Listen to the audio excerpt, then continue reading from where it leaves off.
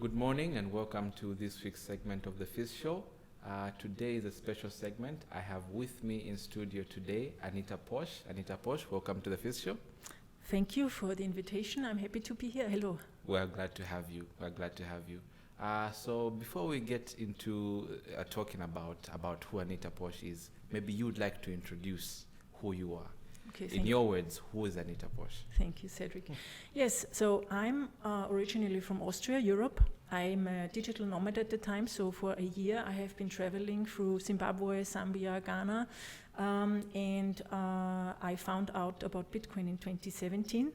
And since then I've studied Bitcoin, I learned about Bitcoin, and I'm myself a Bitcoin educator now and a podcaster. And I'm trying to share my knowledge about Bitcoin as much as I can so that other people can also learn about it and especially not get scammed. Oh, wow. So you're talking about Bitcoin educator, really passionate about this. What really drew you to Bitcoin? When did it all start? What's the background? Yeah, actually it's interesting because I think it's almost a day 6 years ago I heard a talk about Bitcoin and open blockchains at a conference. And before that time, I have been a web designer for 20 years, and I did a lot of e-commerce projects and online businesses. And I knew about the bureaucracy and the complicated side of integrating payment systems on websites, like with all the regulation and all that difficulties. And you also had, like when we did that in 2006 or something, it was very expensive to pay for a payment provider that you even can start your own online shop and accepting money for it, for the products you sell. And so in 2017, I was open for something new. I didn't want to do that online marketing thing anymore. And I was listening to that talk, and that lady who was talking explained in very well words what the positive sides of Bitcoin are and how they can basically empower people and be a positive movement or a positive technology for humanity in general. And back then I thought, wow, that sounds interesting. And I already heard about it in 2011, but then I dismissed it because I read an article and it said basically it's like PayPal. And I thought, I don't need another PayPal, you know. And so then in 2017, I took it on and started to learn and educate myself about it and became a full-time Bitcoin educator. Oh, wow, that's amazing. From what you've told me, you're really focused on Bitcoin and Bitcoin alone. Maybe you could explain what is Bitcoin and how is it different from other cryptocurrencies? Maybe even what is cryptocurrency? Yeah.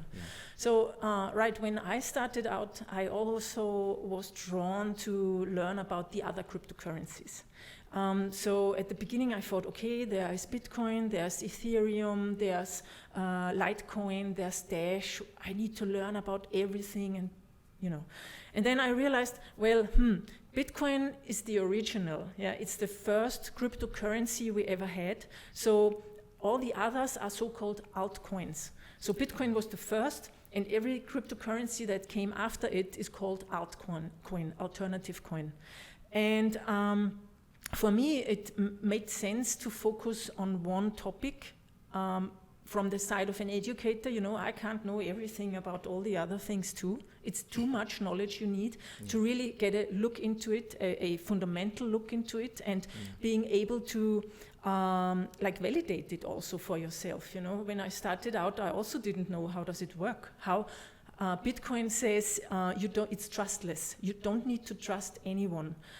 So the basic invention of Bitcoin was that you now can send money over the internet without the need for an intermediary, meaning the technology is so well built that you only need to use your wallet to send money everywhere, and you don't need to trust anyone involved because the technology itself is set up that self-regulating way in a consensus, in a consensual way the transactions are being sent, so that you don't need to trust anyone, and it's uncensorable.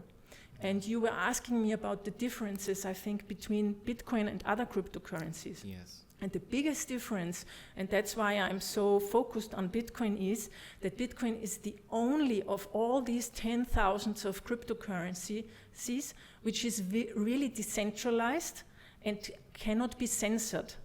And it's permissionless. So the big difference is Bitcoin was the first one. It was invented by someone by the name of Satoshi Nakamoto, but nobody knows who that is. And this person also disappeared 10 years ago. So there is no one who is a leader, like a sort of a leader who says what's happening, or there is no group that is deciding on Bitcoin, what the next development steps are in the technology, software, and etc. So it's a consensual technology where everyone who is using it is a part of it. And no one can unilaterally decide what we're doing in the next step. And that's the big difference to like Ethereum, where you have Vitalik Buterin, the inventor, or Charles Hoskinson from Cardano. And then they have their Ethereum Foundation, and they had a lot of pre-mines.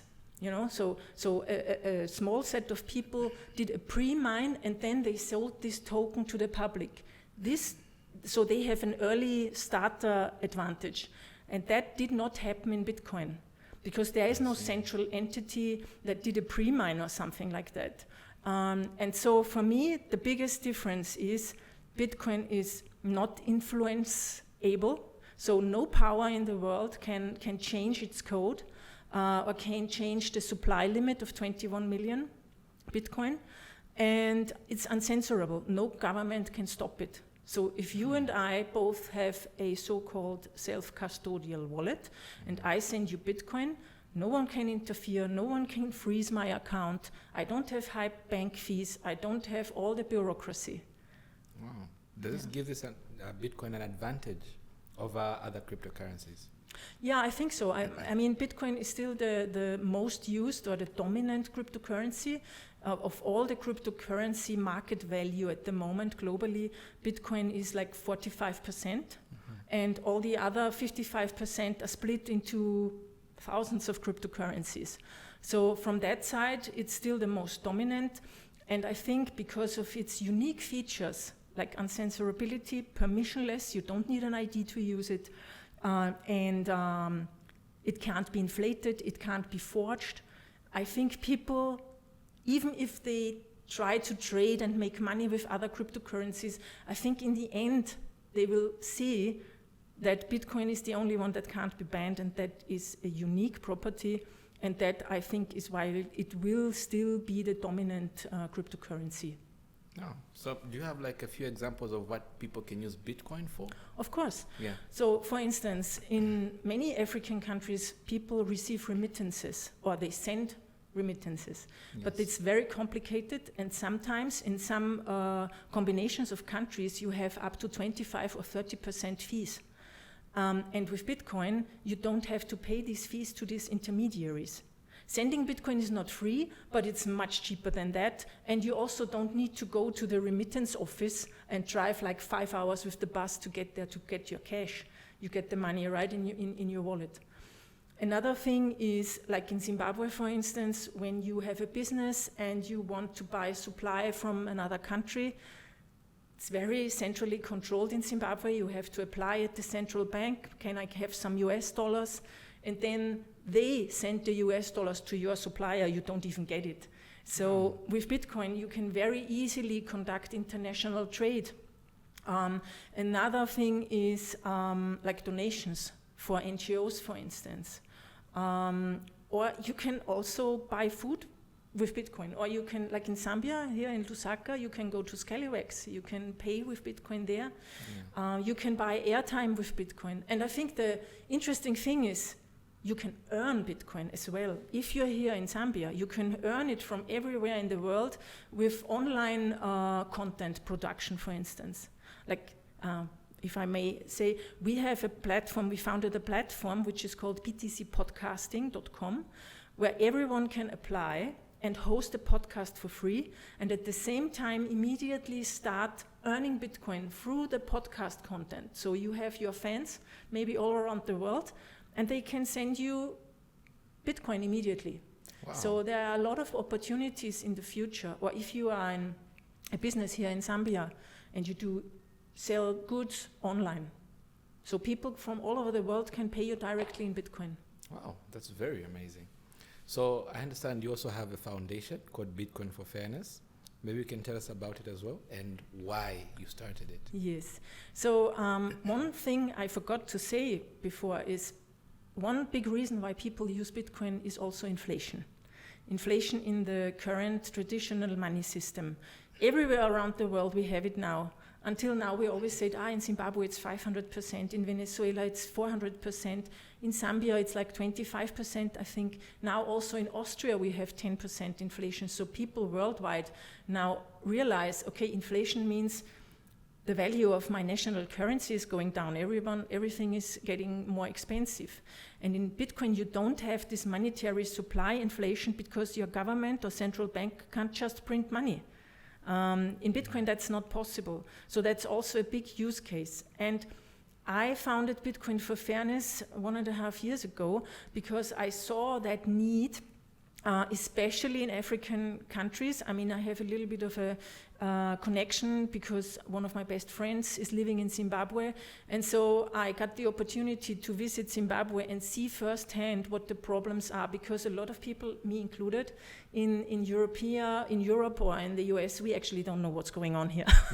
So I thought it's good to be here to learn from the ground, and I want to basically share my knowledge about Bitcoin because it's permissionless, because we are in very early phases. So if you start learning about it now, you have an advantage because you're sooner than everyone else. And I think it's much more important to bring that education here than do it in Europe, where we have quite well functioning banking systems. Yeah. And people are just like, why do I need Bitcoin? I mean, I have my money in the bank, yeah? And I'm just like, yeah, but you know, when you come here and people tell you, I took my money from the bank because I don't trust them, the fees are too high, it's too much bureaucracy. Or like in Zimbabwe, the government just exchanged US dollar accounts to Zimbabwean dollar accounts 4 years ago. They promised it's staying 1-to-1, one US Zimbabwe. Yeah, exactly. One Zim dollar stays $1 US, and now we are at 1,300 to 1. Yeah. Wow.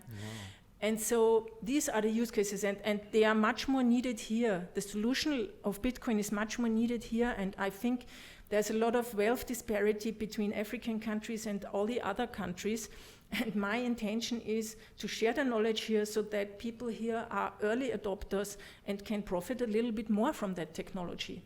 Oh. And that's why I founded Bitcoin for Fairness. And our goal is to bring this education on the ground. So I've been in Zimbabwe the last 6 months, that's my 3rd visit here in Zambia. And we're trying to support local communities so that they can start up their own education initiatives. And then I'm gone, you know. I'm just helping at the beginning to foster these developments on the ground. No. Are you able to tell us some of the work Bitcoin for Fairness has done maybe in Zambia? Yes. So it's my 3rd time here. And I was speaking at the University of Lusaka 2 times, or University of Zambia, UNZA. Yes. And we started regular Bitcoin meetups. So every month we have a meetup where people come by, ask their questions about Bitcoin, learn how to use it and things like that. And we also had a workshop for journalists to tell them about Bitcoin, because I think there's a lot of misinformation also in media, sadly. Yeah. And I think media is an important catalyst also to educate people. So we gave them an introduction to Bitcoin and showed them how it works and what the use cases are. And now we got monthly meetups here. And yeah, that's what we've done. That's amazing work. And then you also have a book called Learn Bitcoin? Yes. Which is styled to say even earn Bitcoin as well? Yeah, exactly. Yes. So it's the L is in brackets because my idea was that it's more important to learn Bitcoin and earn it than to buy it and invest. Okay. You always hear that join Bitcoin. Yeah. Yes. So as soon as someone tells you join Bitcoin, give me $50 now or 5,000 kwacha, and next month it's 7,000 kwacha. Yes. It's a scam, because Bitcoin is a technology. It has a value that goes up and down, yes, but no one can predict that. So no one, as soon as someone tells you, give me your money and in a month you get it double back, it's a scam.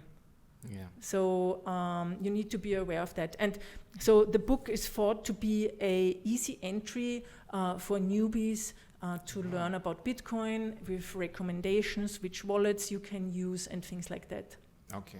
It's available online as well? It's available on Amazon as ebook and audiobook, and you can also get it as a paperback, but I don't know how much the shipping costs are.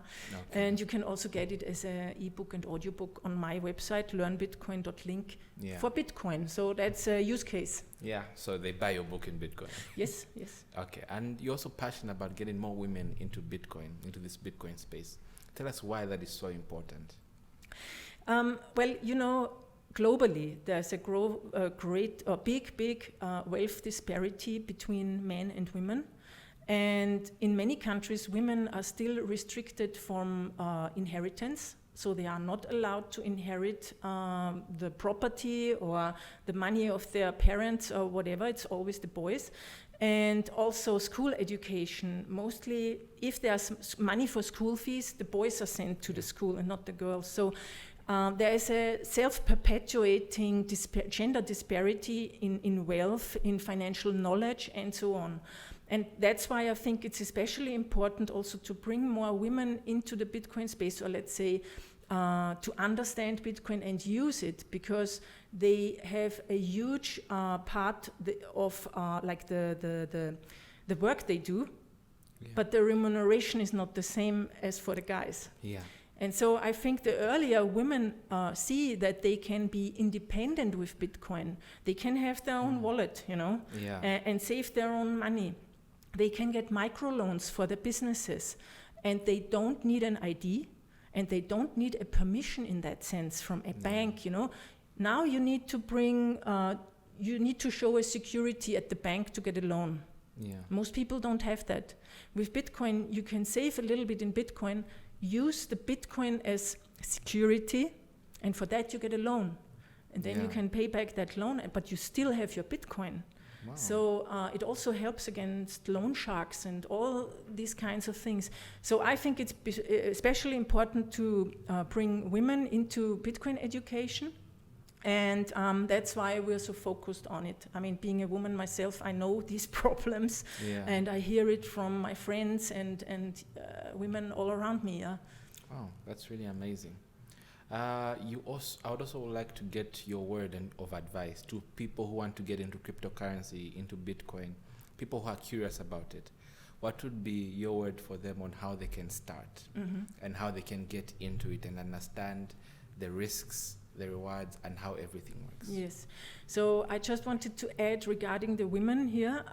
We are just now got to know two young ladies from Lusaka. And they are going to start a female-focused Bitcoin education initiative, which is called Bitcoin Wanamayo. Wow. And so for everyone here in Lusaka, it's best to contact our local community here.